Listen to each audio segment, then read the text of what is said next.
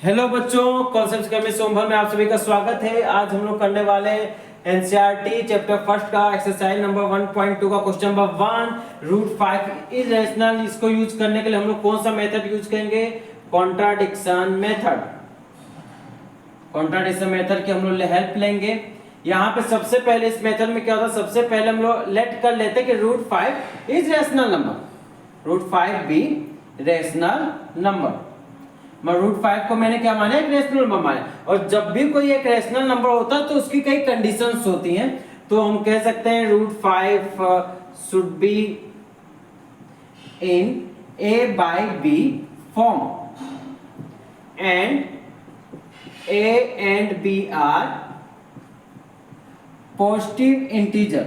ये दोनों क्या होंगे? पॉजिटिव इंटीजर होंगे। उसकी थर्ड कंडीशन क्या होगी? b is equal to not zero. पर फोर्थ कंडीशन यहां पर मैं एक मान रहा हूं कि a and b are coprime number. ये को प्राइम नंबर है। इसका मतलब क्या है कि no common factor, no common factor other than 1। मतलब इनका कोई भी 1 के अलावा दूसरा कोई भी कॉमन फैक्टर नहीं होगा।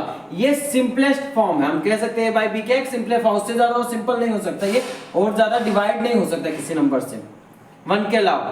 तो हम कह सकते हैं root 5 equal to a by b. अगर मैं कहना चाहूं तो on squaring both side, on squaring both side. अगर मैं दोनों साइड के स्क्वायर करता हूं तो 5 equal to a square by b square and a square equal to 5b square. अब इस स्टेटमेंट को आप ध्यान से देखिए। इस स्टेटमेंट में हमें क्या पता लग रहा है कि जो a है वो कहीं ना कहीं 5 के टेबल में आता है। ठीक, a is a multiple of a 5। कि मतलब हम कह सकते हैं a या 5 is a factor of a. 5 जो है फैक्टर है a का, या a 5 के टेबल में आता है। a is a multiple of 5। तो इस कंडीशन से हमको क्या पता लगता है? क्या हम ये कह सकते हैं 5 डिवाइड्स ए स्क्वायर, कि कहीं ना कहीं 5 जो है वो ए स्क्वायर को डिवाइड कर देगा। तो यहां पे हम ये बात भी तो कह सकते हैं कि 5 डिवाइड्स आल्सो ए, कि 5 ए को भी तो डिवाइड किया। जब ए स्क्वायर को डिवाइड करा तो ए को भी डिवाइड करेगा। पर ये किस थ्योरम से हम लोग बताएंगे? Bye UFTA। UFT का मतलब बच्चों in the uniqueness of fundamental theorem of arithmetic.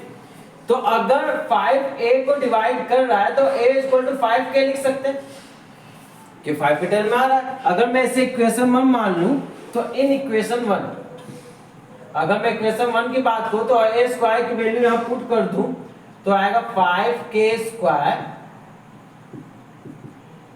5b square 25k square 5b square. तो हम लिख सकते हैं b square equal to 5k square. तो हम यहाँ पे ये बात दोबारा लिख सकते हैं कि 5 डिवाइड्स b स्क्वायर। हाँ भाई, 5 के टेबल में b आ रहा है, 5 डिवाइड्स b स्क्वायर। तो सो 5 डिवाइड्स आल्सो b, कि 5 कहीं ना कहीं b को भी डिवाइड करेगा। कि 5 के k की वैल्यू कुछ भी रख दीजिए, 1 2 3 4 5 6, तो b तो भाई 5 के टेबल में ही आएगा। तो 5 तो डिवाइड कर सकता है b स्क्वायर को, 5 डिवाइड आल्सो b भी करेगा। किससे? By UFTA। तो यहां पर क्या हमें मिलेगा? तो हम कह सकते हैं कि 5 is common factor of a and b। भाई जब 5 a को भी डिवाइड कर रहा है और 5 b को भी डिवाइड कर रहा है तो वो इसका कॉमन फैक्टर है। तो कॉन्ट्राडिक्शन अराइजेज क्योंकि हमने यहां पर क्या माना कि a and b are coprime number. इसका कोई कॉमन फैक्टर हो ही नहीं सकता 1 के अलावा। a and b are coprime number. So my assumption is wrong. तो मेरा अजम्पशन रॉन्ग हो गया। तो हम कह सकते हैं root 5 is irrational number. Okay दोस्तों, आपको मुझे उम्मीद है कि क्वेश्चन आपको समझ में आया होगा।